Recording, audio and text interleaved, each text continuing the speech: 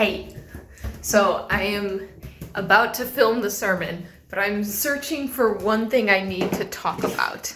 And I've been searching in the house to find where it is, and I think I know where it is now. It's one of the problems of moving is that things end up in odd places. So I think it's in this closet. We're in the office right now, and let's see, the junk closet right now. And these are what I'm after here.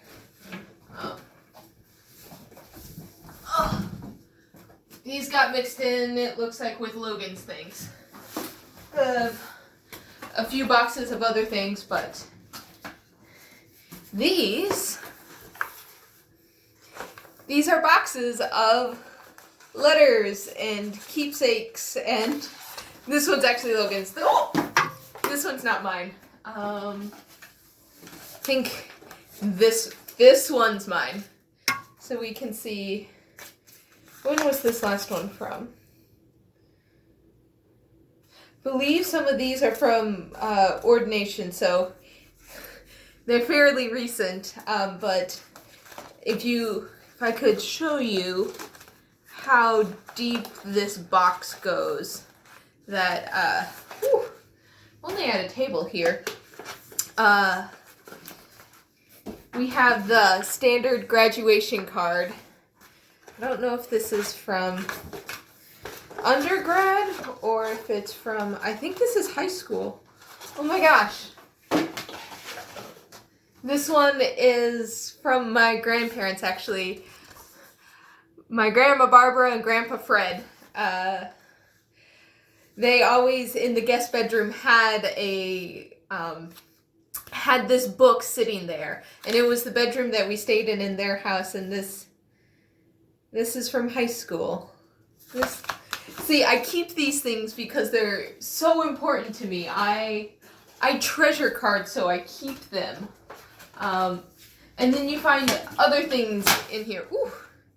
I think this is one of the letters Logan wrote to me a long time ago. They're just little bitty things, and like a friendship bracelet. That one's, I think, from my senior year high school mission trip.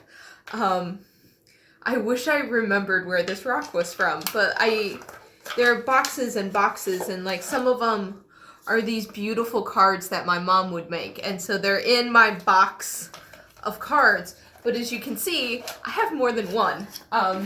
This is the, I think, end of high school and college one. So this is one.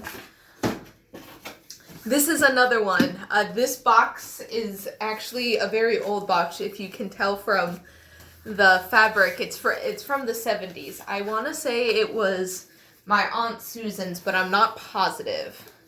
But if you can see, we have even more letters. This one is from a dear friend of mine that he wrote to me. I was in college working at a summer camp, and this letter in particular, I remember getting it because I was it was an unexpected letter. He got my address at summer camp, and I love his letters because if you can see, they are penned in beautiful ink. He's one that uses an actual fountain tip pen, and he warned me not to get it wet because the ink will run.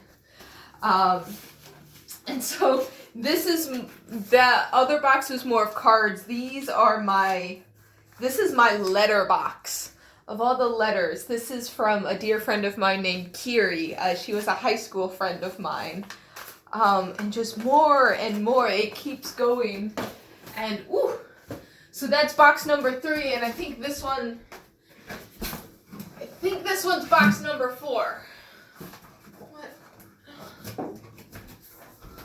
Let's see what's in box number 4. Oh!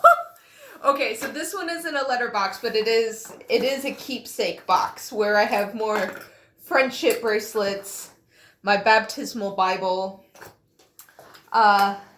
This is actually another one that's really important to me. This is a doll that my neighbor friend gave me.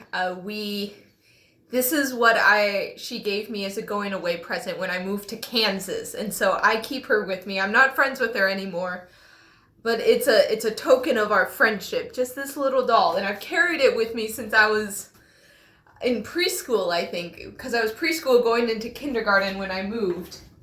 And then we have the pictures. So this is a little kid picture of me that's in the special box. And pictures like this. This is my grandfather and my mother. I love boxes like these because they're such time capsules and keepsakes.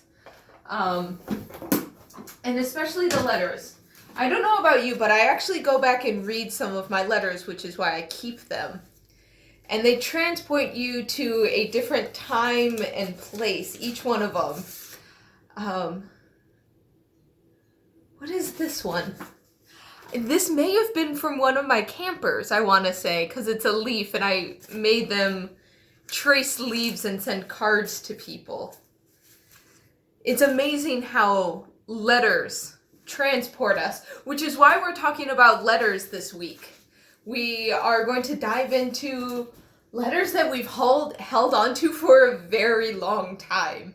About 2,000 years, and we're still reading a man named Paul's personal letters. I once heard it said that Paul would have been a lot more careful about what he said in his letters if he knew that his personal letters to churches would be carried on and rewritten and copied year after year for 2,000 years. It's quite wild, actually, that this man's personal correspondences we still have and we still read. But there's wisdom there. So we're going to look at Paul's letters because they were learning how to do long-distance church. So I'm going to collect these and I'm going to move to my other station and we're going to film the sermon in a moment.